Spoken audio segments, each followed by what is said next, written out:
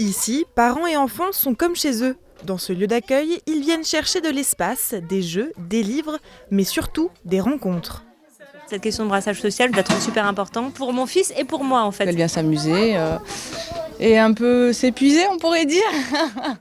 Ce lieu d'accueil ouvert à tous est géré par l'association L'Étage. À sa création, elle accompagnait les 18-25 ans, mais elle a depuis étendu ses activités à mesure que ces jeunes devenaient parents. Ainsi, les familles représentent aujourd'hui une grande partie du public de l'Étage. Son rôle, l'accueil, l'aide à l'hébergement, au logement et à la santé.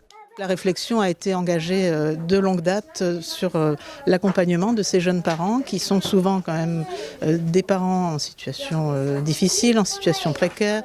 La précarité va souvent avec de l'isolement. Ce qui a été mis en œuvre là depuis vraiment de nombreuses années, ce sont des actions collectives d'accompagnement de ces parents, des sorties, des séjours dans les Vosges.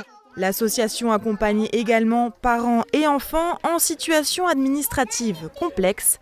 Ils sont 633 actuellement. Des familles parfois sans papier ou avec une autorisation provisoire de séjour. Elles sont hébergées dans des logements, certaines en cohabitation, d'autres seules. Elles bénéficient d'un accompagnement social global. Elles bénéficient de colis alimentaires une fois par semaine puisqu'elles sont souvent sans ressources, puisqu'elles n'ont pas de droit au travail et pas de droit aux prestations. Et elles ont un accompagnement juridique qui n'est pas mis en place en interne à l'Étage, mais par une association partenaire qui est la CIMAD.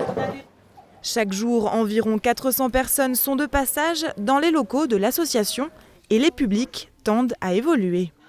Strasbourg, ville frontière, amène effectivement une particularité par rapport à la migration. Une tendance que j'ai pu noter sur les 10 dernières années, c'est s'il y a un domaine où la mixité est maintenant réelle, c'est dans les situations difficiles, on a maintenant pratiquement autant de femmes que d'hommes, ce qui, dans mon début de carrière, n'était pas du tout le cas. On accueillait un public très très majoritairement masculin. Et pour les ménages en situation de grande précarité, l'Étage proposera prochainement 60 nouveaux logements à Strasbourg.